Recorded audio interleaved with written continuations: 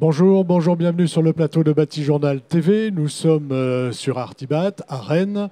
Et avec mes deux invités, nous allons parler de menuiserie et de menuiserie en fin de vie. Pour en parler, donc Cécile Henria, bonjour. Bonjour. Vous êtes secrétaire générale adjointe à la CAPEB Vendée.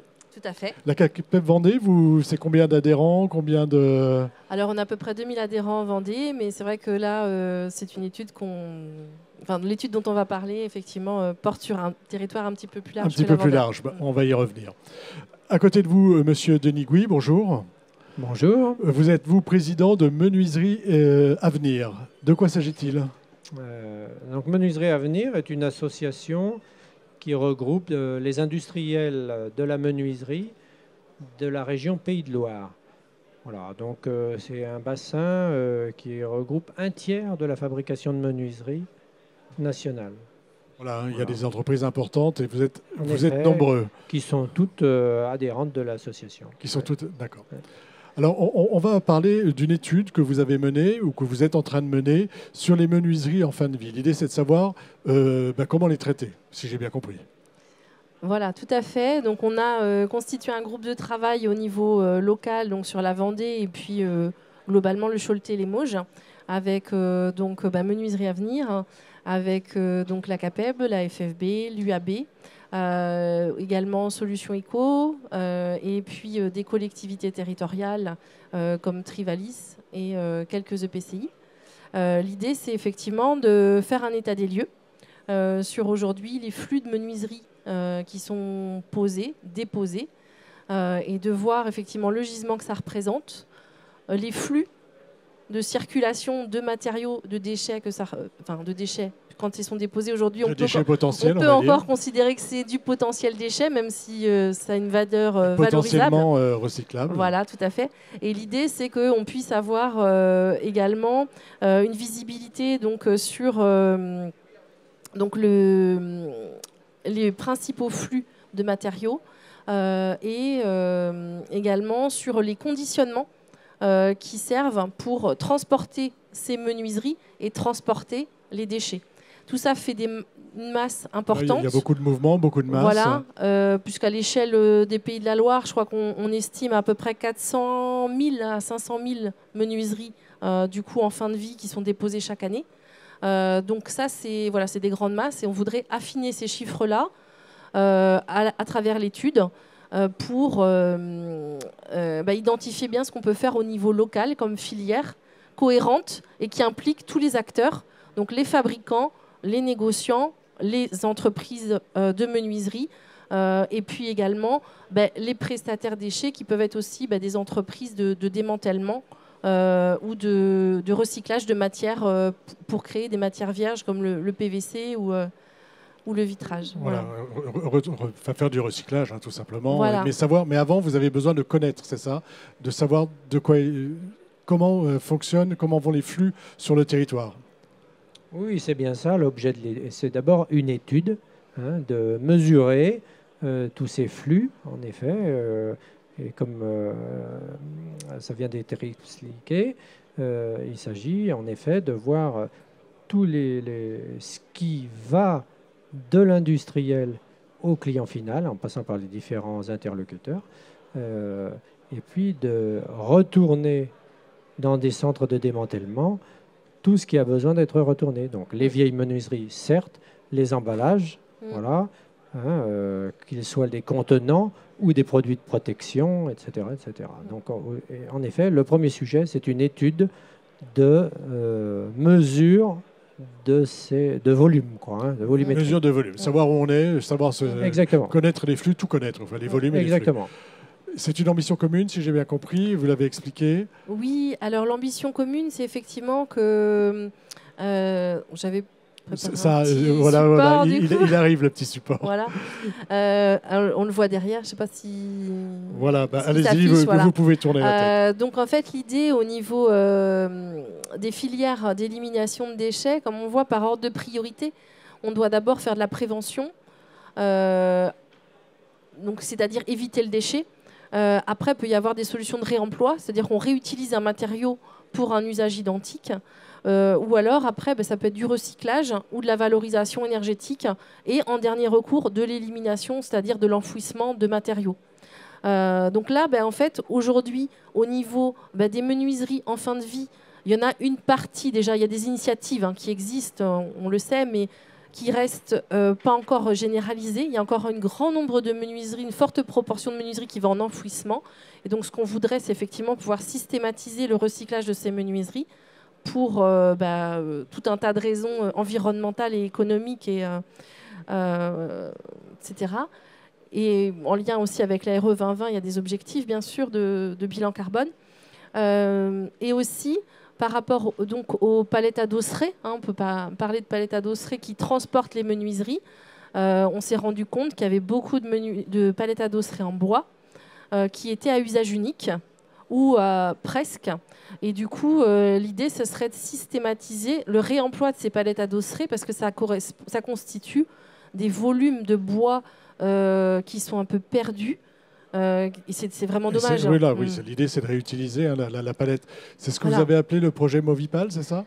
Alors, tout à fait. Voilà. Exactement. En fait, depuis maintenant plusieurs années, l'association Menuiserie Avenir a créé donc un dispositif qui s'appelle Movipal, comme vous venez de le citer, donc qui a consisté à créer un standard de palette commun à différents industriels. Et la particularité de ces standards de palettes, c'est en effet d'être réutilisables, puisque ce sont des palettes métalliques robustes et qui, contrairement aux palettes bois, sont réutilisables à de nombreuses reprises. Donc il a fallu qu'on conçoive ces modèles de palettes et aussi qu'on conçoive le dispositif logistique qui permette d'identifier les flux, à la fois les flux de départ, où est-ce qu'on a envoyé des palettes pleines, à quel endroit, en quelle quantité, et donc d'organiser la collecte, où est-ce qu'il faut aller les récupérer et où est-ce qu'il faut les ramener et les distribuer auprès des industriels. Voilà. Ça, c'est quelque chose qui fonctionne déjà? C'est quelque chose qui fonctionne déjà, exactement. Mais il s'agit, dans l'étude, de le communiquer, de le faire savoir au plus grand nombre et de le généraliser. Voilà. Aujourd'hui, combien de vos adhérents utilisent ce système? Aujourd'hui, on est... Est-ce que vous avez une idée d'échelle? Oui, je sais, exactement. On est 5 à l'utiliser, oui, tout à fait. Ce qui n'est pas suffisant. 5 sur combien? Sur 30. Voilà, donc il y a de la marge de progression. Donc il y a de la marge. Mais en effet, et ça c'est très important, je tiens à le souligner, c'est que l'étude qui va être mise en œuvre là va être une étude qui va concerner non pas seulement les industriels entre eux, mais justement l'ensemble de la filière. Les distributeurs, les installateurs, les clients finaux. Ça va faire connaître le dispositif. Et ainsi, il y a des grandes chances qu'on puisse l'élargir beaucoup plus facilement. Une fois qu'on connaît les choses et qu'on sait comment ça marche, normalement, ça fonctionne bien. Exactement. Il y a quelque chose qu'on n'a pas dit sur l'ambition commune, c'est que je crois qu'il y a aussi une ambition sociale sur ce projet. Est-ce que vous pouvez nous en parler? Alors, en effet, on peut imaginer qu'au-delà de tous les aspects logistiques, financiers, environnementaux, il y a aussi, grâce à ce projet, des opportunités d'insertion professionnelle. Voilà. Puisqu'il va falloir, une fois qu'on aura résolu les problèmes logistiques, qu'on aura réussi à ramener les déchets, les menuiseries en fin de vie vers des endroits je dirais, catalyseurs, eh bien, il faudra bien avoir de la main-d'œuvre pour démanteler. Voilà. Et en effet, on pourrait s'appuyer sur des structures de retour à l'emploi, des structures d'insertion. Alors, je tiens à souligner que la palette Movipal elle-même participe déjà de ce dispositif, puisque voilà, elle est en partie métallique et en partie avec un plancher bois pour soutenir les menuiseries. Ce plancher bois est déjà mis en œuvre sur nos palettes par une association qui s'appelle Bâti Insert. Voilà. Pardon? Et c'est produit localement. Et vous avez le droit de parler dans le micro. Voilà. Donc là, on voit bien l'intérêt de votre travail. Autre chose, il y a aussi un enjeu, si j'ai bien compris, sur le verre plat. De quoi s'agit-il? Alors oui, tout à fait, puisque les menuiseries, on le sait, les menuiseries déposées sont encore un peu en bois, beaucoup en PVC et en alu, mais il y a aussi une grosse part de vitrage. Et ce vitrage, en fait, en fonction des filières qui vont être choisies pour l'avenir, on va dire, des menuiseries en fin de vie, elles vont être déterminantes sur ce qu'on va faire de ce verre. C'est-à-dire que selon le process qui est utilisé, s'il est très fin, on va pouvoir en refaire du verre plat, c'est-à-dire le réinjecter directement dans les chaînes de fabrication, dans les fours de flotte pour produire du verre plat. Après, si on a un système de démantèlement assez quand même propre, mais un petit peu moins poussé, du coup, on va pouvoir le réintégrer en verre creux, en verre bouteille ou alors en laine de verre. Mais par contre, si on n'est pas en mesure a priori, de faire ces deux opérations, on risque d'être très limité en fait sur les possibilités de valorisation de ce verre. Et dire que l'enjeu environnemental du recyclage du verre il est important parce que je crois que pour une tonne de verre du coup recyclé, on est sur une économie d'à peu près 856 kg de sable. Et on sait que le sable est une matière qui est où il y a une forte tension. De manière générale. De manière générale, parce qu'on en fait un peu de béton. Donc tout ce qui peut être économisé en matière première, c'est bon à prendre. C'est vertueux et ça va dans le bon sens. Mais ça veut dire que ce que je viens de comprendre, c'est que le verre plat se trie en fonction des différentes manières de le recycler possible. C'est ça ?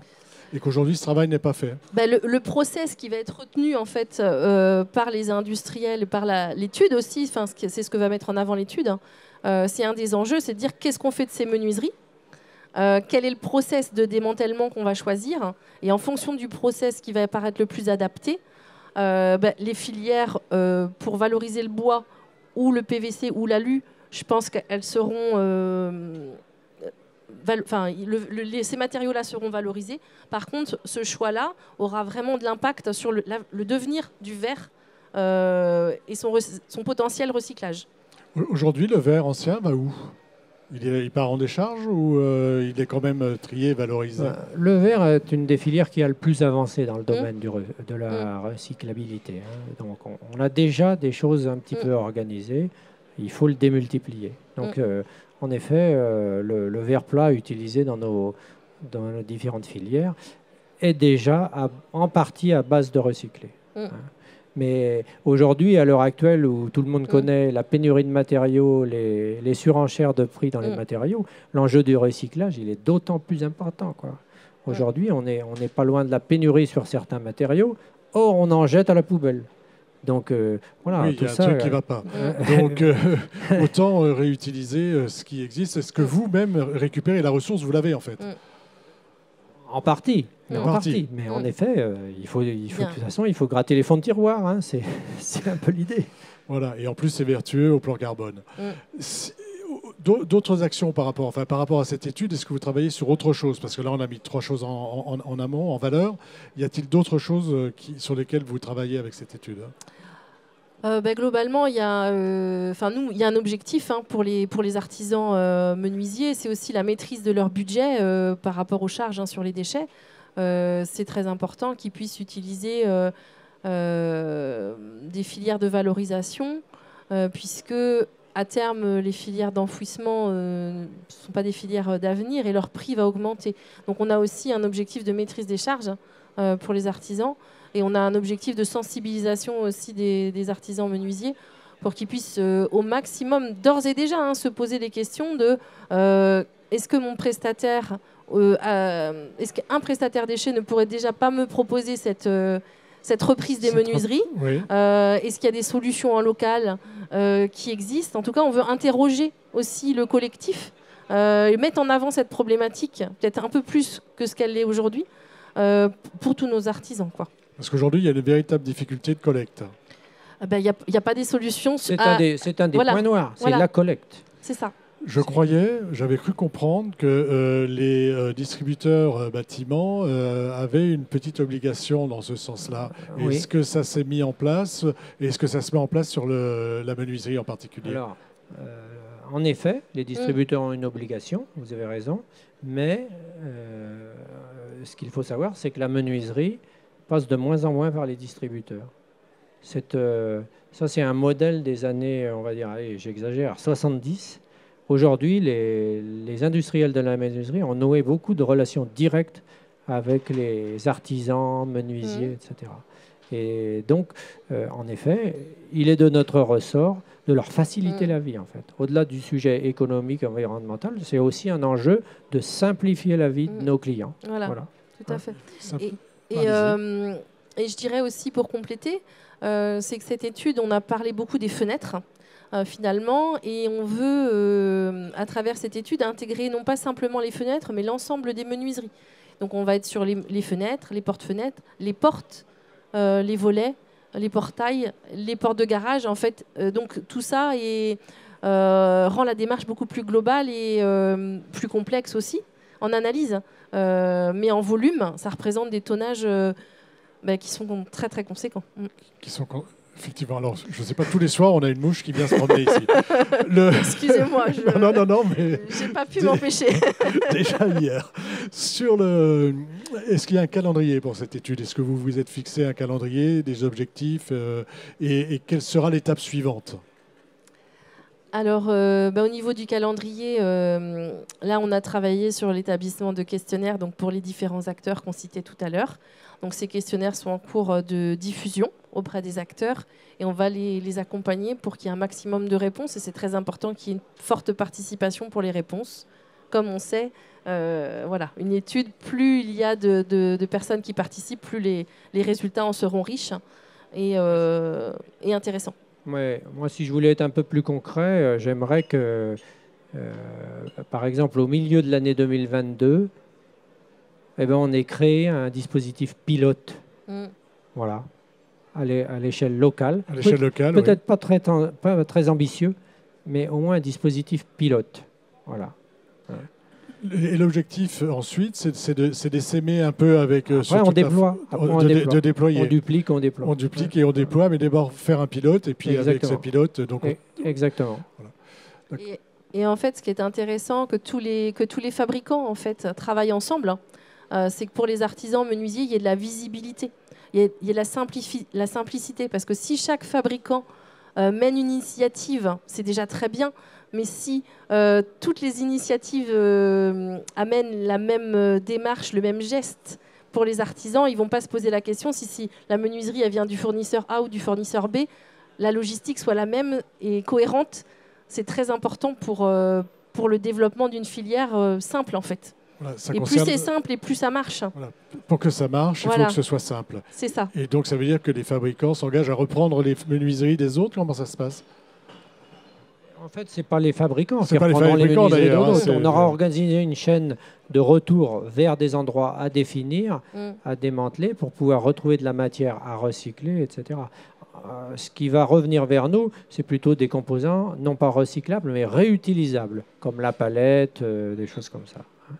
Alors, on arrive un peu au terme de notre échange. Est-ce qu'il y a quelque chose d'important qu'on n'aurait pas dit encore et sur lequel vous voudriez appuyer par rapport à cette étude?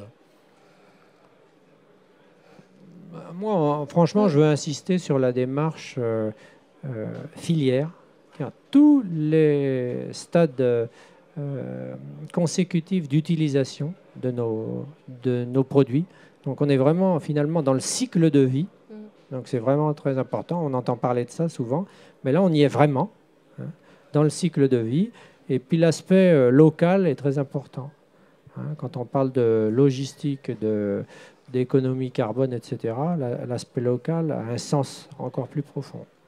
Donc là, je salue l'initiative de la CAPEM. Il n'y a pas d'ambiguïté.